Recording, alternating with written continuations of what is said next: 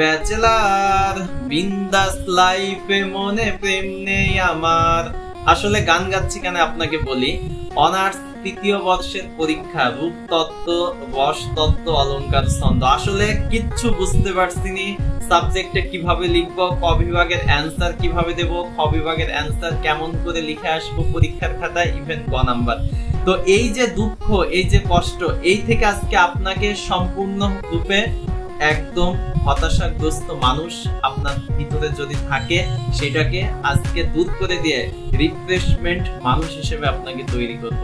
তো সর্বপ্রথম অনার্স তৃতীয় বর্ষের বাংলা বিভাগে রূপতত্ত্ব, রসতত্ত্ব, অলংকার, ছন্দ এই সাবজেক্টে যদি ফেল করে 30 জন, তার মধ্যে 22 জন থেকে 25 জন ফেল করে রূপতত্ত্ব, রসতত্ত্ব, অলংকার, ছন্দে।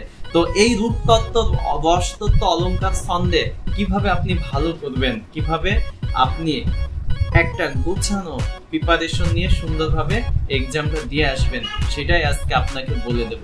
সর্বপ্রথম আপনি চিন্তা করবেন রূপতত্ত্ব, রসতত্ত্ব, অলংকার, ছন্দ। মূলত এটা 4টি ভাগে বিভক্ত, অর্থাৎ 25 মার্ক করে পরীক্ষাতে আসে।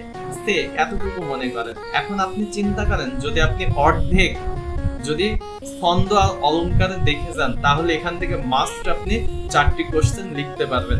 এখন আমি আপনাকে বলি, অলংকার আর ছন্দ একদম সহজ। অলংকার আর ছন্দ একদম সহজ। এখান থেকে আপনি বিগত সালের 4টি কোশ্চেন যদি আপনি সুন্দরভাবে স্টাডি করে যান, মাস্ট আপনি 2টা কমন পাবেন। আজ যখন আপনি 2টা কোশ্চেন সুন্দরভাবে কমন পেয়ে যাবেন, তাহলে আপনি সুন্দরভাবে গুছিয়ে খাতায় লিখে দিয়ে আসুন।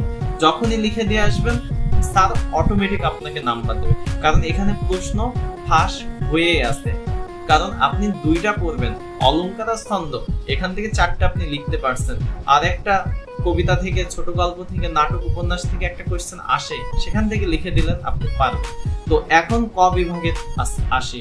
ক বিভাগের কোনো টেনশন নাই। ক বিভাগ থেকে যদি ভালো করতে হয়, অবশ্যই আপনাকে পড়তে হবে কি, সেটা হলো বিগত সালের বোর্ড কোশ্চেন। 2012 থেকে 2022 যতগুলো বোর্ড কোশ্চেন আছে এক রাতের মধ্যে আপনি শেষ করে ফেলেন, ইনশাল্লাহ আপনার পরীক্ষা তার পরের দিনকে ভালো হবে। খ বিভাগের জন্য কোনো কিছু না, বিগত সালে 2টা বোর্ড পড়েন।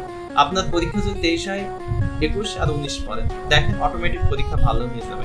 এই নিয়ে কোনো টেনশন নাই, হতাশা নাই, কষ্ট নাই, দুঃখ নাই। শুধুমাত্র একমাত্র কেবল মাত্র আল্লাহর উপরে ভরসা রেখে সুন্দরভাবে একটা গোছানো প্রিপারেশন নিয়ে পরীক্ষা হলে যান, ইনশাল্লাহ ইউ ক্যান ডু ইট। আপনি পারবেন। ডু অর ডাই, ম্যাচ খেলার দরকার নেই, তো বাঁচো এবং মরো দরকার নেই। আপনি জাস্ট করে যান এবং সুন্দরভাবে লিখে দেন। যদি ভিডিওটা ভালো লেগে থাকে, অবশ্যই আপনি লাইক, কমেন্ট এবং শেয়ার করে এবং চ্যানেলটি সাবস্ক্রাইব করে আমাদের সঙ্গে